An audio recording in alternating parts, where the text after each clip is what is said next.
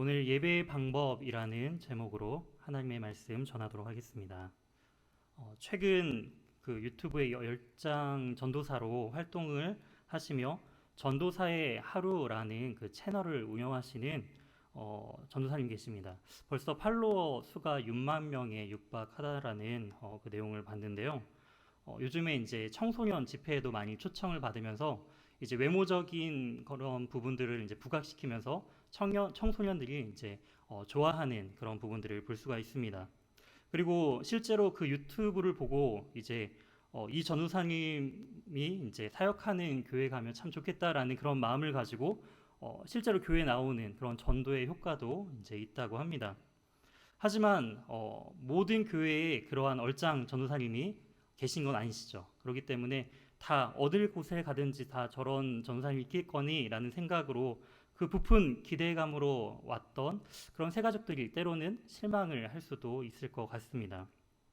왜 우리 교회는 저런 분이 없는 거지? 교회를 옮겨야 하나? 아마 이런 생각도 할 수도 있을 것 같습니다. 세상으로 하여금 교회에 대한 좋은 이미지, 뭔가 딱딱하고 아저씨 같은 그런 목회자 이미지뿐만이 아니라 뭔가 얼짱 전도사라는 타이틀을 통해서 뭔가 소통하려고 하고 좀 더 사람들로 하여금 친숙한 이미지를 주는 것, 때로는 긍정적인 효과도 많이 있는 것 같습니다. 하지만 한편으로는 복음보다는 사람에게 주목하게 하는 그런 단점도 있겠죠. 오직 그리스도만 나타내는 것, 오직 복음만이 남게 하는 것, 그것이 말씀을 전하는 사역자에게 가장 우선시 되는 요건일 것입니다. 그런 의미에서 사람이 아닌 말씀에만 집중할 수 있도록 하는 저의 외모는 굉장히 복음적인 것 같습니다. 그렇게 생각하시죠? 이처럼 사람의 외형적인 부분들은 이제 시간이 지나면 쇠퇴하기도 하고 또한 외형이 많이 바뀌는 것들도 볼 수가 있습니다. 오늘 하나님께서는 그 언약의 10가지의 말씀 중 두 번째, 즉 10계명의 두 번째 계명으로서 우상을 만들지 말라라고 말씀을 하셨습니다. 우상, 즉 형상을 만들지 말라는 것에 과연 그 의미는 무엇인지 오늘 함께 말씀을 통해 함께 고민하고 또한 우리의 삶에 적용하는 그런 복된 시간이 되었으면 좋겠습니다. 오늘 이제 말씀 두 번째 계명에 살펴보기 전에 3절 말씀 한 번 더 제가 읽어드리도록 하겠습니다. 20장 3절입니다. 너는 나 외에는 다른 신들을 내게 두지 말라. 우리가 잘 알다시피 10계명 중에 첫 번째 계명입니다. 나 이외에 다른 신을 내게 두지 않는 것. 그런데 이 첫 번째 계명과 두 번째 계명, 바로 4절에 나와 있는 것처럼 너를 위하여 새긴 우상을 만들지 말라라는, 아무런 형상도 만들지 말라라는 그 계명 가운데 과연 첫 번째 계명과 두 번째 계명 가운데 어떠한 큰 차이가 있는가라는 그런 고민을 해보게 됩니다. 나 위에 다른 신들을 두지 않는 것, 그것이 즉 우상을 두지 않는 것이 아닐까요? 그렇게 생각해 본다면 왜 하나님께서는 굳이 제1계명과 2계명을 그냥 한 계명으로 같이 우리에게 주신 것이 아니라 왜 따로 3절과 4절에 이어서 이렇게 왜 다르게 우리에게 두 번째 계명을 주셨는가, 그런 것들을 생각해 볼 수가 있는데요.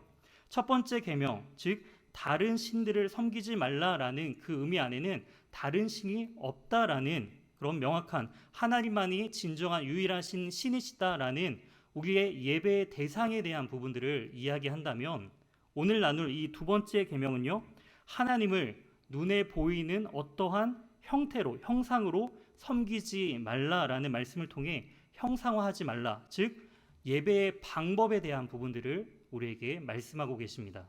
첫 번째 계명은 예배의 대상이라면 두 번째는 바로 예배의 방법에 대한 부분들을 설명해주고 있다라는 것이죠.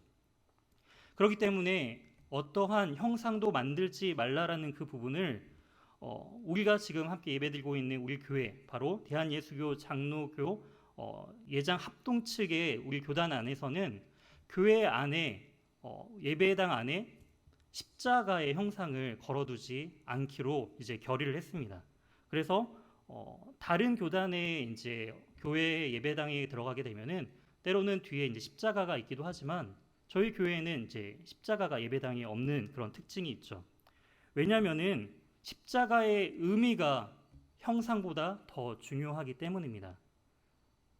물론 형상으로서의 그 의미를 진정으로 깨닫고 그것을 바라본다면 참 좋은 것이지만 의미는 사라져버리고 형상만 있다면 그것은 그 십자가의 본래의 의미와 목적을 바라보는 것이 아닌 때로는 우상을 섬기는 것이 될 수 있기 때문이죠.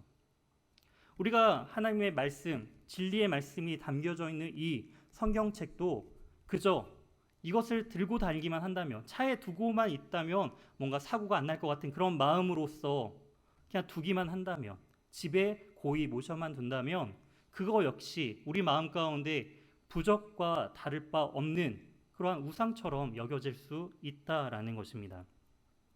이처럼 우상을 섬기지 말라, 그 1계명과 2계명을 혼합해서 결국 그 형상화에 대한 섬김을 희석시키는 그런 경우가 있는데요.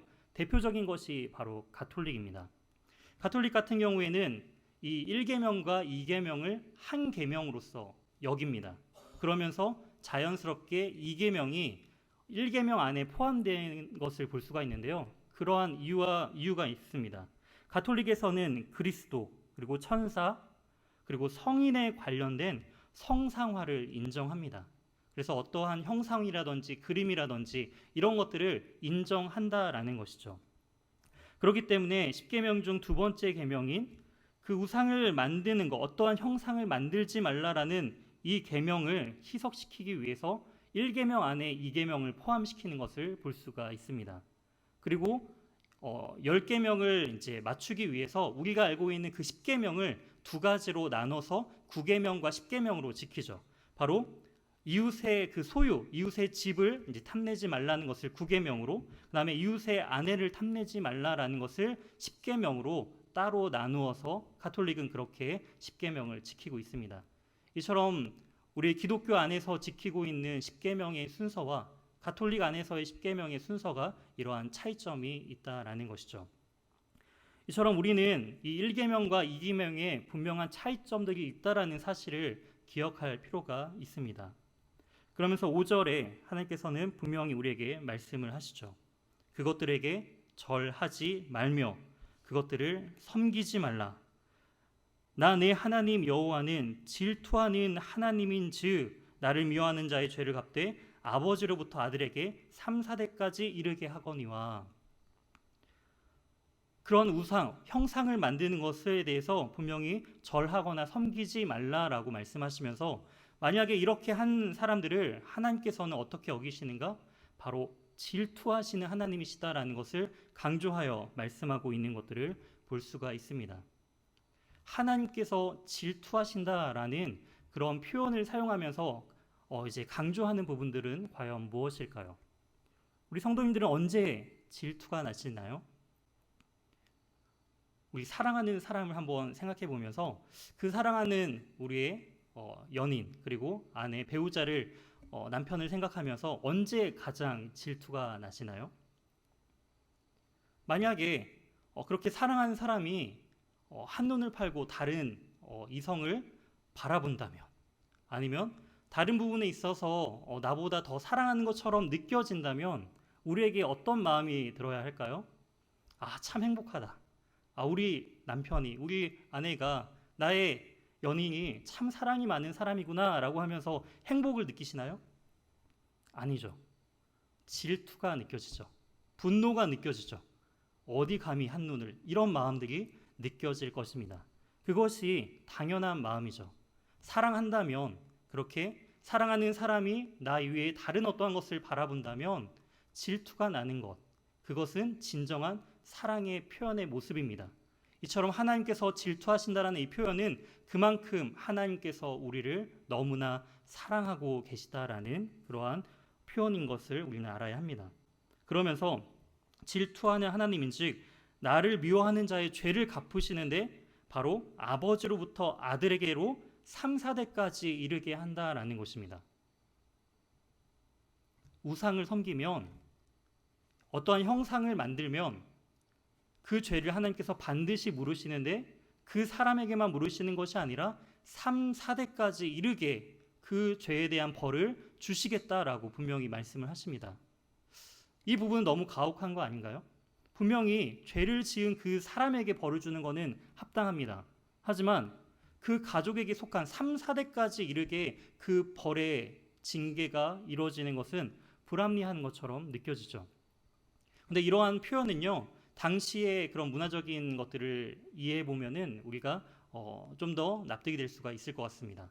당시 사회에는 우리처럼 핵가족으로 된 것이 아니라 할아버지, 아버지, 그리고 아들과 손자까지 이어지는 최소 3대 이상의 가정으로서 이제 그 지파 중심의 삶을 산 것이 바로 이스라엘 족속이었죠.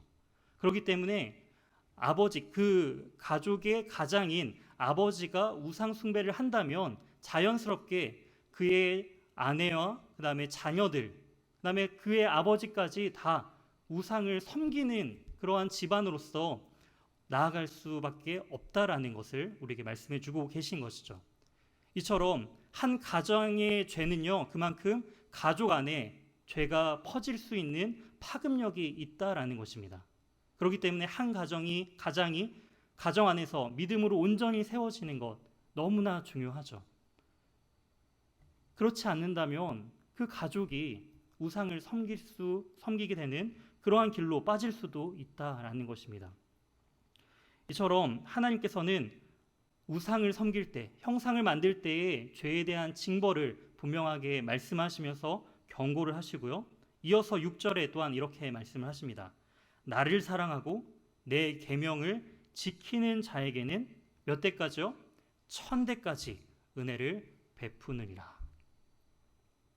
1000대. 상상이 안 가는 시간이죠. 영원하신 하나님의 은혜. 이처럼 하나님께서는요, 질투하는 하나님이시다라는 것을 통해서 하나님의 사랑이 얼마만큼 큰지를 우리에게 말씀해 주고 계십니다.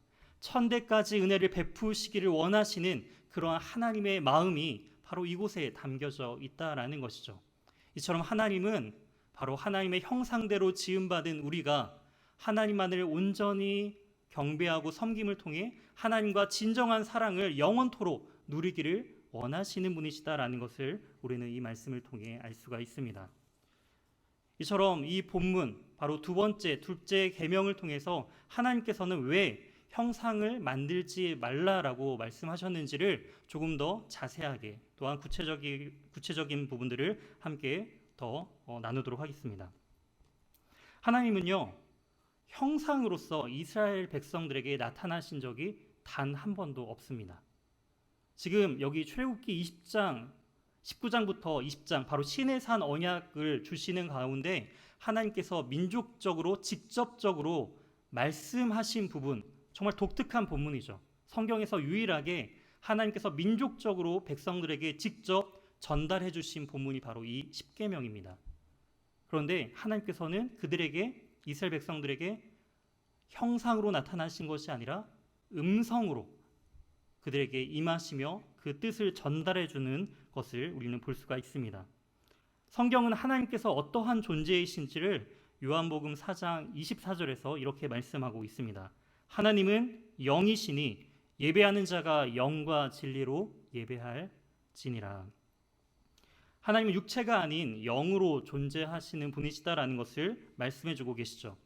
왜 육체로 계시지 않을까요? 육체로 계신다면 하나님의 그 따뜻한 손 한번 잡아보고 하나님의 그 사랑의 음성을 들으면서 더욱더 행복한 교제를 나누면서 정말 행복하게 신앙생활을 할 수 있을 텐데 왜 직접적으로 보고 듣고 만질 수 있는 그러한 형상으로서, 형체로서 하나님은 존재하지 않으실까요? 만약에 하나님께서 사람처럼 육체로, 형상으로 존재하신다면 어떠한 것이 나타날 수 있을까요? 바로 하나님은 무한할 수 없게 됩니다. 육체적인 제한이 있으신 분이시죠. 하나님이 지금 연희교회 이 교회 예배 드릴 때 저 가운데에 지금 앉아 계신다라고 생각을 해보신다면 지금 하나님 여기에서 함께 예배 드리는 부분들은 너무 행복할지 몰라도 하나님은 다른 교회, 다른 곳에는 계시지 않고 지금 이곳에만 계신 하나님으로 우리가 하나님을 제한할 수 있게 된다라는 것이죠. 그리고 육체는 우리가 날로 노쇠해지고 또한 나약해지는 것처럼 하나님께서도 육체로 형상으로서 계시다면 하나님은 영원하실 수 없게 됩니다. 이처럼 하나님께서는 바로 형상으로서 나타나지 아니하신 이유, 어느 곳에서나 편재하셔서 우리와 항상 함께 하시기를 원하고 변함없이 우리를 사랑하시는 분이시다라는 것을 바로 하나님께서 존재하시는, 육체로 존재하지 아니하시고 하나님께서 영으로서 존재하신다는 그 이유를 우리에게 말씀해주고 있습니다. 하지만 이러한 이스라엘 백성들은요, 이러한 하나님의 말씀을 어떠한 우상도 형상도 만들지 말라라는 그 말씀을 어깁니다. 바로 출애굽기 32장이 대표적인 사건인데요, 우리가 잘 아시다시피 금송아지를 만드는 사건입니다. 이제 이 출애굽기 20장 가운데서 하나님께서 직접 이스라엘 백성들에게 말씀으로 하나님의 그 언약의 말씀을 선포하시자 백성들의 반응은 두려움이었습니다. 정말 죽게 될 것 같은 그런 두려움을 갖게 되었습니다. 그리고 모세에게 제발 좀 우리를 대신해서 하나님의 말씀을 받아서 우리에게 전달해 달라라고 요청을 하죠. 그래서 이제 모세는 시내산에 올라가 이제 그 언약의 말씀들을 받고 또 언약의 두 돌판을 받고 내려올 때까지 바로 40일간 그 시내산에 올라갑니다. 이제 며칠 정도 오래 걸리지 않을 걸로만 생각했던 이스라엘 백성들이 이제 시간이 점점점 지나고 한 달이 넘어가고 이제 오랜 기간 동안 모세가 내려오지 않자 이제 이스라엘 백성들 안에서도 혹시 모세가 죽은 거 아닌가, 이제 뭔가 우리를 이끌어낼 새로운 그런 지도자가 필요하다라는 인식을 갖게 됩니다. 뭔가 의지할 대상이 필요했다라는 것이죠. 그리고 그러면서 그들이 무엇을 아론에게 요청했는가? 바로 출애굽기 32장 4절에 이렇게 기록되어 있습니다. 아론이 그들의 손에서 금고리를 받아 부어서 조각칼로 새겨 송아지 형상을 만드니 그들이 말하되 이스라엘아 이는 너희를 애굽 땅에서 인도하여 낸 너희의 신이로다 하는지라. 이제 모세가 시내산에 올라가고 이제 이스라엘 백성들과 함께 있었던 모세를 대신해서 잠깐 지도자 역할을 하고 있는 그 아론에게 우리를 이끌어낸 그 신을 형상화 시켜달라라고 요청을 하죠. 그리고 백성들에게 금고리를 받아서 조각칼로 새겨서 부어서 만든 것이 바로 금송아지입니다. 그런데 이들이 만든 게 우상이었을까요? 아니요. 그들이 만든 것은 바로 우리를 애굽 땅에서 이끌어낸 바로 우리의 신 여호와 하나님이심을 고백하면서 그 우상을 만들었죠. 그리고 그곳에서 즐겁게 기뻐 뛰어놀며 번제와 화목제를 드리는 장면을 우리는 볼 수가 있습니다. 그들은 우상을 만들려는 것이 아니라 하나님을 형상화한 것이죠. 그들이 직접 눈으로 볼 수 있는 그 형상화시킨 하나님. 근데 하나님께서는 그것을 원치 아니하셨다라는 것입니다. 이처럼 하나님은요, 하나님의 방법대로 하나님을 섬기기를 원하신다라는 것입니다. 그래서 하나님은 성막을 만드실 때 모세에게 정말 구체적인 부분들을 지시하십니다. 어떻게, 재료는 무엇이며 길이와 넓이는 어떠한 것이며 어떤 재료를 사용해서 만들 것인지에 대한 정확한 규격과 모양과 그다음에 어떻게 만들어야 되는지를 세밀하게 말씀해 주시는 것을 볼 수가 있습니다. 그리고 그렇게 세밀한 부분을 통해서 성막이 완성되고 하나님의 방법과 질서를 통해서 바로 하나님께 제사 드리는 모습들을 볼 수가 있는 것이죠. 이처럼 하나님께서는 그냥 무분별한 예배가 아닌 하나님께서 원하시는 방법대로 하나님께서는 그 백성들이 하나님께 나오기를 원하셨다라는 것입니다. 이처럼 우리가 5절 말씀, 우리가 20장 5절에 그것들에게 절하지 말며 그것들을 섬기지 말라라는 이러한 부정 명령을 긍정 명령으로 한번 바꿔본다면 어떻게 바꿀 수 있을까요? 하나님께 절하며 하나님만을 섬기라라는 것으로 바꿔볼 수 있을 것입니다. 여기서 나타난 절하다, 섬기다라는 히브리 단어는 에베드라는 뜻입니다. 에베드의 다른 의미는 바로 절하다, 섬기다 이외에 예배하다라는 의미가 있습니다. 즉 하나님을 예배하라라는 의미가 있다라는 것이죠. 나를 위한 우상으로 하나님을 형상화시키지 말고 제한시키지 말고 영이신 하나님을 온전히 예배하라. 그것이 바로 이 두 번째 계명을 통해 우리에게 주시는 하나님의 말씀이시다라는 것입니다. 이처럼 1계명을 통해 하나님이 아닌 다른 신을 섬기는 것, 우상을 숭배하는 것이죠. 하지만 2계명을 통해서 우리에게 말씀하신 것처럼 하나님을 잘못 섬기는 것 역시 우상을 섬기는 것입니다. 대표적인 게 레위기 10장에 나오는 나답과 아비후의 사건이죠. 하나님께서 명하신 그 불을 통해서 하나님 앞에 나아가야 되는데 하나님께서 명하시지 아니한 다른 불을 가지고 나아갔죠. 똑같은 불이지 않습니까? 라는 그런 아마 마음이 있었던 것 같습니다. 하지만 하나님께서는 하나님의 방법대로 예배하기를 원하셨고 결국 다른 불을 드렸던 그 나답과 아비후는 죽임을 당하는 모습을 우리는 볼 수가 있는 것이죠. 이처럼 우리는 하나님을 올바로 섬겨야 합니다. 그리고 그것은 우리의 예배를 통해서 나타나야 합니다. 하나님께서는 예배 가운데 우리에게 주시고자 하는 은혜의 방편들이 있습니다. 그 은혜의 방편을 보통 세 가지로 신학적으로 정리를 하는데요. 첫 번째는 말씀입니다. 두 번째는 성례, 성찬이고요. 그 다음에 세 번째는 바로 기도입니다. 말씀과 기도와 성례를 통해서 하나님께서는 우리에게 예배를 통해 은혜를 주시기를 원하시는 하나님이시다라는 것이죠. 그렇다면 바꾸어 우리가 생각해 본다면 하나님께서 주시는 은혜의 방편 가운데 우리는 하나님의 은혜를 누릴 수 있어야 한다라는 것입니다. 사랑하는 성도 여러분, 예배 가운데 하나님의 은혜를 누리고 계십니까?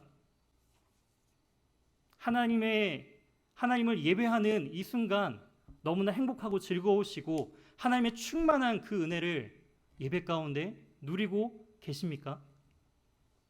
만약에 이 말씀의 시간이 지루하게 느껴지거나 그 가운데 은혜를 누리지 못한다면 어쩌면 우리는 하나님을 예배하는 것이 아닌 우상을 섬기고 있는 것일 수도 있습니다.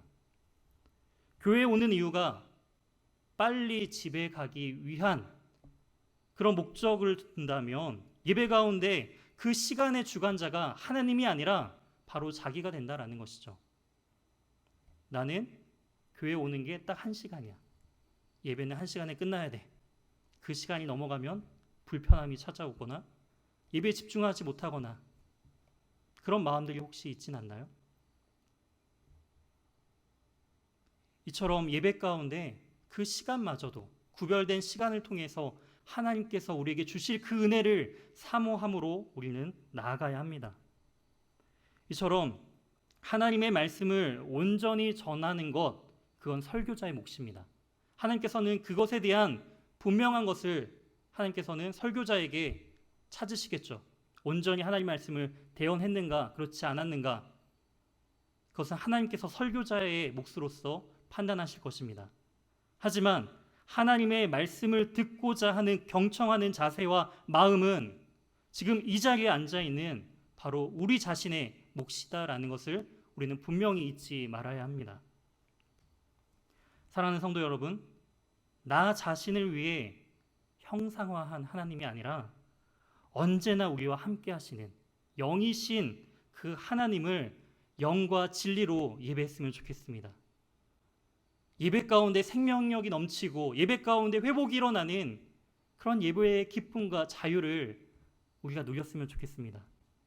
그래서 우리의 삶 가운데 하나님을 진정으로 섬기고 경배하며 또한 세상 속에 나아가 그 하나님의 은혜로 세상 속에 당당히 하나님을 예배하는 자로서 살아가는 그런 우리 모두가 되었으면 좋겠습니다.